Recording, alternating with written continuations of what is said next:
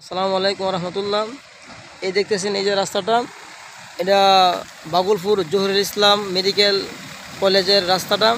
দেখেন কি অবস্থা, এখানে আসছিলাম যাওয়ার জন্য। দেখেন অবস্থা, রাস্তার অবস্থা দেখেন, দেখেন কি অবস্থা। মানুষের যাতায়াত খুব কষ্ট হইতেছে। দেখেন অবস্থা, প্রায় 2-3 কিলোমিটার এই অবস্থা রাস্তা, খুব দুর্যোগ অবস্থা। দেখেন কি অবস্থা।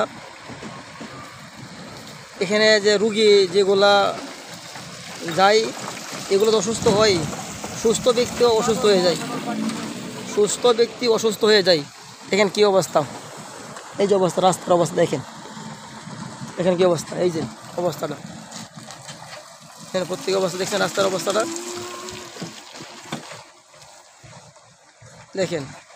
উনি আমাদের বাংলাদেশের 1 নম্বর ধনী।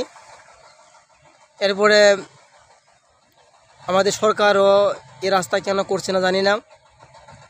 আর ইচ্ছা করলে তো আমাদের এই জহুরুল ইসলাম মেডিকেল কলেজে যে আছে, ওনার ছেলে আছে, ইচ্ছা করলে তো উনিও রাস্তাটা করতে পারে।